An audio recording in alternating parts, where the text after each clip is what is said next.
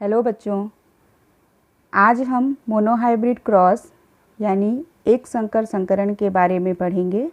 तो ये जो टॉपिक है ये आपके चैप्टर 15 के अंतर्गत आता है। आनुवांशिकी जनकों से संतानों तक, इस अध्याय के अंतर्गत मोनोहाइब्रिड क्रॉस है। तो चलिए स्टार्ट करते हैं।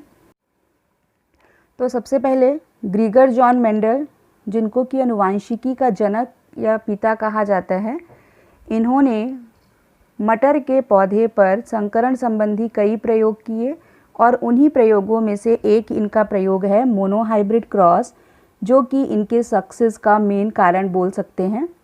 ठीक है, तो चलिए हम मोनोहाइब्रिड क्रॉस को पहले समझते हैं। तो इसका यदि हम मीनिंग देखें तो इसके नाम से ही इसका मीनिंग क्लियर हो रहा है। मोनो मीन्स होता है सिंगल या वन, हाइब्रिड को हम कैरेक्टर मान लेते हैं और क्रॉस मीन्स संकरण। तो इसका क्या मीनिंग हुआ कि एक कैरेक्टर को लेकर जो क्रॉस कराया जा रहा है वो मोनोहाइब्रिड क्रॉस कहलाएगा। ठीक है, अब इसको हम परिभाषा के रूप में देखते हैं। ऐसे क्रॉस जिसमें केवल एक जोड़ी विपर्यायी लक्षणों की वंशागति का अध्ययन किया जाता है, एक संकर क्रॉस या मोनोहाइब्रिड क्रॉस कहलाते हैं। ठीक है, तो एक जोड़ी विपर्यायी लक्षण अर्थात एक जोड़ी विपरीत लक्षण का एक ऐसा जोड़ा लिया जाता है जो एक दूसरे के बिल्कुल अपोजिट हो। फॉर एग्ज़ाम्पल हम मान लेते हैं कोई कैरेक्टर है, एक कैरेक्टर है हाइट का। ठीक है, तो ये एक लक्षण हो गया लंबाई। अब इसके ट्रेट क्या हो जाएंगे जो एक दूसरे के अपोजिट होंगे, जैसे कि लंबापन और बौनापन। ठीक है, ये क्या हो गए विपर्यायी लक्षण या विपरीत लक्षण। तो जिनमें कि एक जोड़ी विपरीत लक्षणों की वंशागति का अध्ययन किया जाता है, इस प्रकार के क्रॉस मोनोहाइब्रिड क्रॉस कहलाते हैं। अब इसको हम एग्जाम्पल से समझते हैं आगे। तो मेंडल ने जो संकरण संबंधी अपने प्रयोग किए उसमें उन्होंने मटर के पौधे के कई लक्षणों को लिया, लेकिन जो उनका सबसे ज़्यादा जिसका उपयोग किया जाता है या सबसे ज़्यादा जो एग्जाम्पल के रूप में लिया जाता है वो लक्षण था लंबाई का। तो यहाँ पर हम लंबाई के लक्षण को लेकर ही मोनोहाइब्रिड क्रॉस को देखेंगे। तो यहाँ पर हम लेते हैं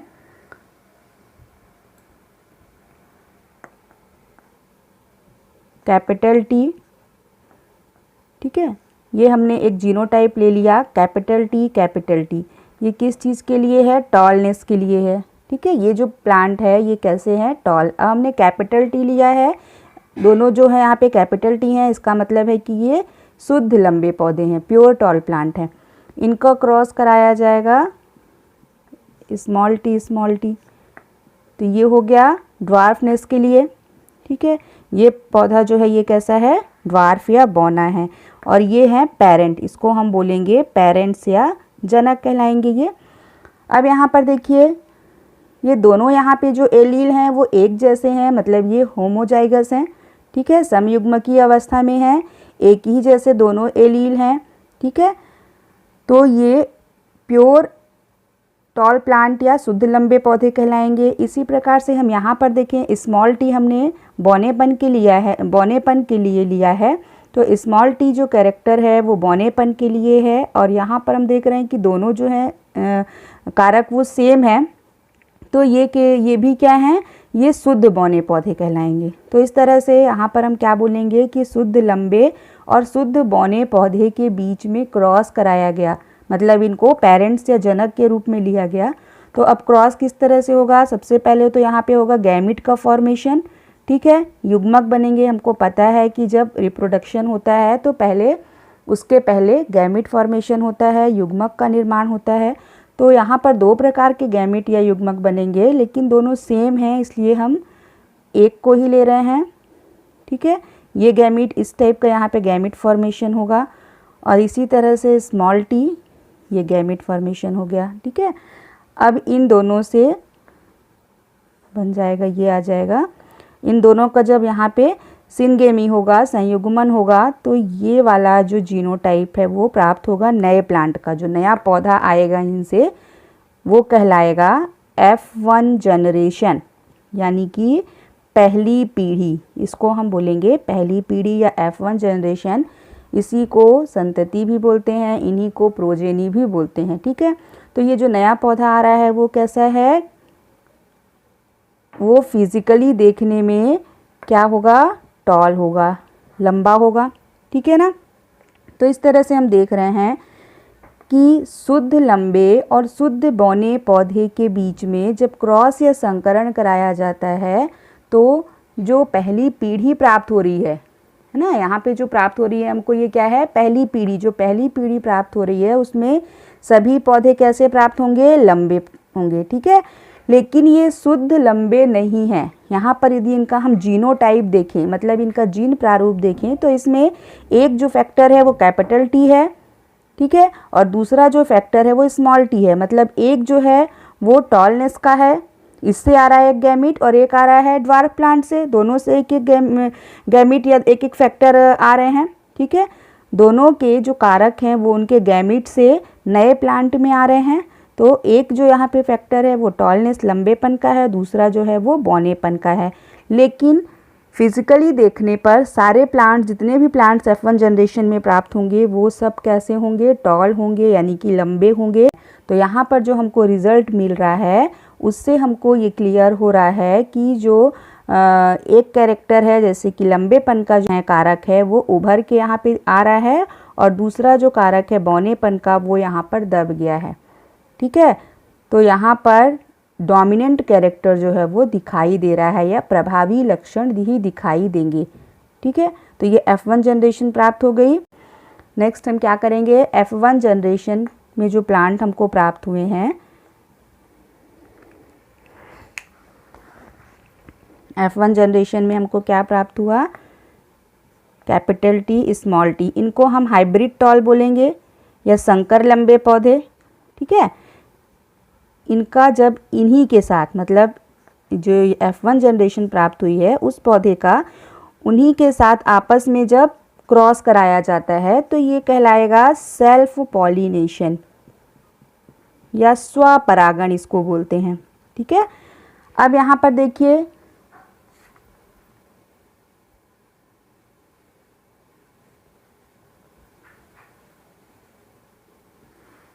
अब यहाँ पे क्या होगा, फिर से गैमीट फॉर्मेशन होगा।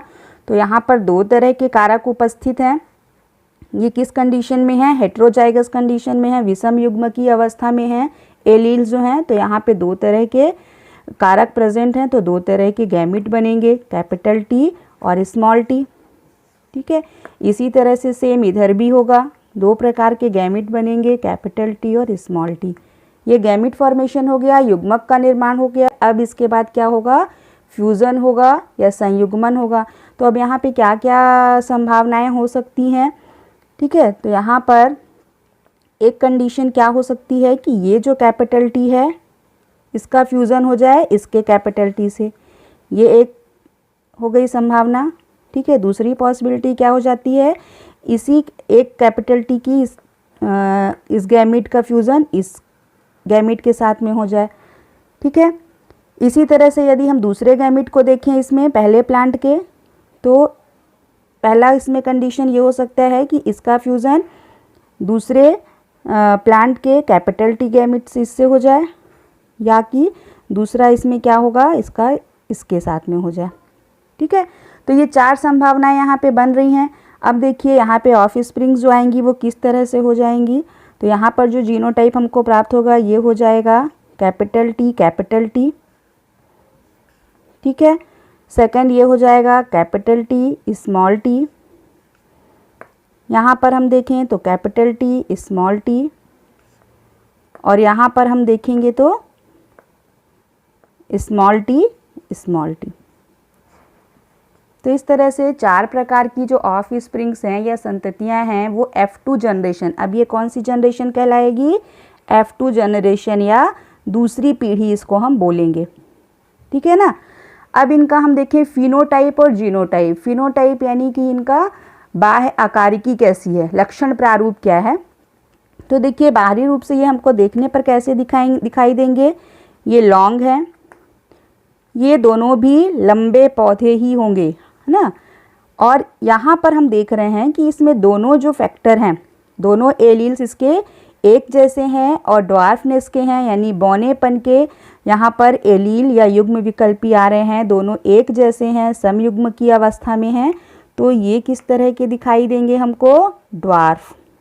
तो ये इस तरह से दिखाई देगा लक्षण प्रारूप, जिसमें हम बोल सकते हैं कि इनका जो फिनोटाइप रेशियो है, ठीक है, फिनोटाइप रेशियो इनका क्या प्राप्त हो जाएगा? फिनोटाइप यदि इनका हम रेशियो देखें तो एक जो है 1, 2 और 3 जो हैं वो लंबे पौधे प्राप्त हो रहे हैं और एक जो है वो बौना पौधा प्राप्त हो रहा है। तो 3:1 जो है ये इनका फिनोटाइप हो गया। अब इनका हम जीन प्रारूप यदि देखें, जीन प्रारूप मतलब जिसमें कि इनका जीनिक संगठन दिखाता है, जीनों का संगठन किस तरह से है, तो वो क्या हो जाएगा? जीन प्रारूप देखिए कैपिटल टी मतलब ये कैसे हैं? शुद्ध लंबे पौधे हैं, ठीक है, प्योर टॉल प्लांट हैं। यहाँ पर हम देख रहे हैं ये भले देखने में लंबे पौधे हैं लेकिन ये प्योर नहीं हैं, ये इम्प्योर प्लांट हैं या इनको हम संकर लंबे पौधे बोलेंगे। तो इस तरह से हम इसको इस तरह से कर सकते हैं। 1 जो हो गया वो प्योर प्लांट हो गए, प्योर लॉन्ग प्लांट या शुद्ध लंबे पौधे। 2 जो हैं वो हाइब्रिड संकर लंबे पौधे हो गए और एक जो है वो कैसा है? शुद्ध बौना पौधा। तो ये वाला जो रेशियो है 1:2:1 ये इनका जीनोटाइप रेशियो हो गया, ठीक है, जीनी प्रारूप हो गया, उसका अनुपात हो गया और 3:1 इनका फिनोटाइप रेशियो हो गया। तो यहाँ पे और हम क्या देख रहे हैं मोनोहाइब्रिड क्रॉस में कि जो सेकंड जनरेशन, फर्स्ट जनरेशन में हमने देखा जो पहली पीढ़ी प्राप्त हुई उसमें सभी पौधे लंबे प्राप्त हुए और जब उन्हीं पौधों का आपस में स्वपरागण कराया गया, सेल्फ पॉलिनेशन कराया गया, तो जो दूसरी पीढ़ी प्राप्त हो रही है उसमें हम देख रहे हैं कि जो लक्षण पहली पीढ़ी में दबा हुआ था, ठीक है, जो लक्षण पहली पीढ़ी में उभर नहीं पाए थे वो लक्षण भी यहाँ पर दूसरी पीढ़ी में अपने आप को अभिव्यक्त कर रहे हैं। तो इस मोनोहाइब्रिड क्रॉस से आनुवांशिकी के 2 नियम निकल रहे हैं जो मेंडल के नियम भी कहलाते हैं। तो यहाँ पर एक नियम आ रहा है प्रभाविता का नियम कि जो प्रभावी लक्षण है वही प्रेजेंट होगा, ठीक है। तो जो डोमिनेंट कैरेक्टर होता है या प्रभावी लक्षण होता है वो होमोजाइगस और हेट्रोजाइगस दोनों ही कंडीशन में अपने आप को रिप्रेजेंट करेगा, अपने आप को अभिव्यक्त करेगा। ये हो गया डोमिनेंट कैरेक्टर।